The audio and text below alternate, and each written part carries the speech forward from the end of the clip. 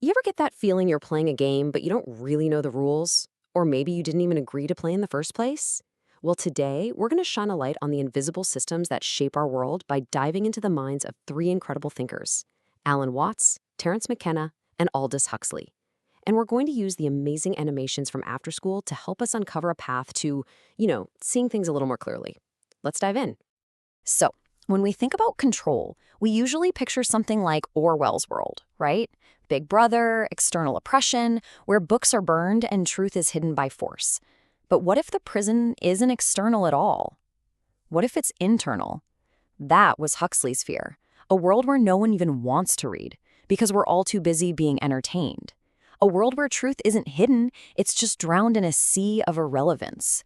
The real question is, which one of those feels a little more familiar today?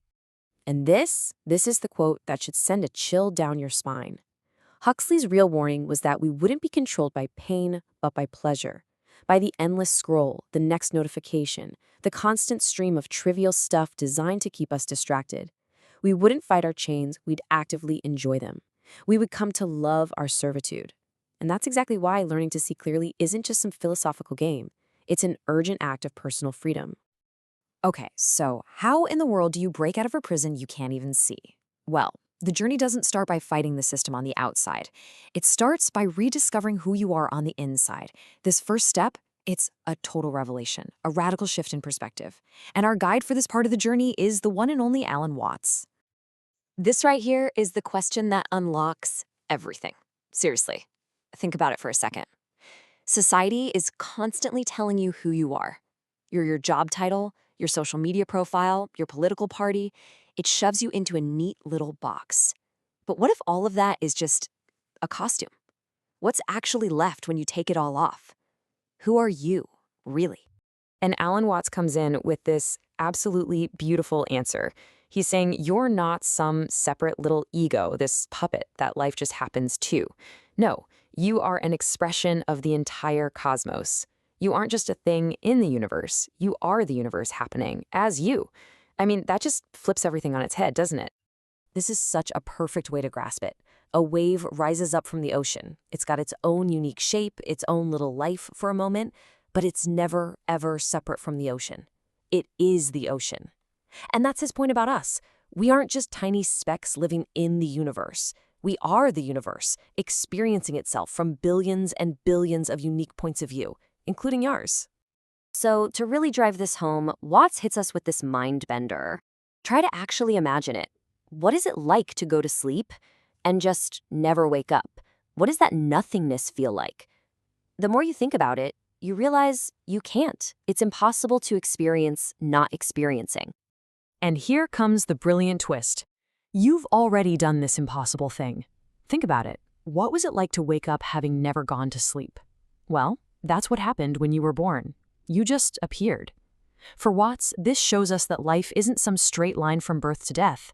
It's a rhythm, a pattern. It's like waking and sleeping, an endless cycle of the universe coming alive again and again.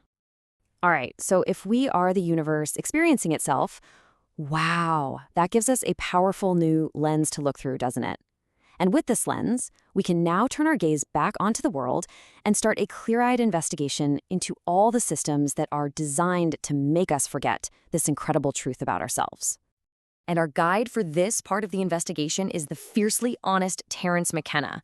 And let me tell you, he does not pull any punches. He basically says that what we call culture, it's not some benevolent friend trying to help you be happy or free. Nope. He says it's a system built for its own convenience, for the convenience of corporations and institutions, not for your liberation. And this is what that culture machine does, according to McKenna. It gets us to fetishize objects, creating this endless consumer mania where we're always wanting the next new thing. It preaches a kind of false happiness that's always just one purchase away. It basically invites you, it trains you to behave like a predictable machine. And the ultimate goal of all of this? To disempower you, the individual, to make you forget you're anything more than just a consumer. Okay, that was a lot. So we've seen the trap, and we've rediscovered our true nature as something magnificent.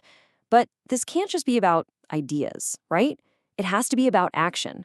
So let's put it all together and build a practical toolkit for liberation using the wisdom of all three of our guides. Here it is, a simple 3-step protocol for seeing clearly. Number 1, from Alan Watts, we have to constantly remember our true nature. You are the ocean, not just the wave. Number 2, from Terence McKenna, we have to actively reject the parts of the culture that diminish us, that control us, that turn us into machines. And number 3, from Aldous Huxley, we must remain vigilant against that subtle, seductive trap of amusing ourselves into servitude. So let's just lay it all out, super simple. This is the whole formula. Watts gives us our foundation. You are the universe, so your method is to remember. McKenna gives us our battle plan. Culture is not your friend, so your method is to reject. And Huxley gives us our daily practice. Pleasure can enslave you, so your method is to remain vigilant. Remember, reject, remain vigilant. It's like a mantra for navigating this crazy world. So for this last part, let's just zoom all the way out. How is all this radical wisdom actually spreading in our world today? It's kind of a wild story, actually, where the way the message is being delivered is almost as important as the message itself. Let's look at the transmission. Think about it. These ideas are being packaged into these little viral wisdom machines. They're short to play nice with the algorithms. They're super visual, which helps the ideas stick in your brain. They're full of potent, quotable lines that are perfect for sharing. And honestly, they're beautiful, which makes you want to watch them again and again.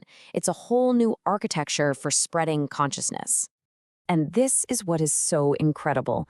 The delivery system has completely changed.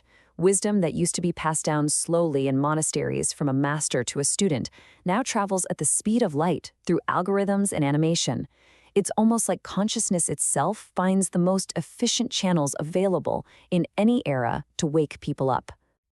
And that brings us right here to the final and honestly the most important point of all. This message, these ideas, think of it as a knock on your door. That's what consciousness is doing. But that door, it only opens from the inside. The real magic, the awakening, happens in your personal moment of recognition. That's what you are doing. The power isn't just in the information. It's in your ability to see the truth in it for yourself, and then to go shine that light in your own life.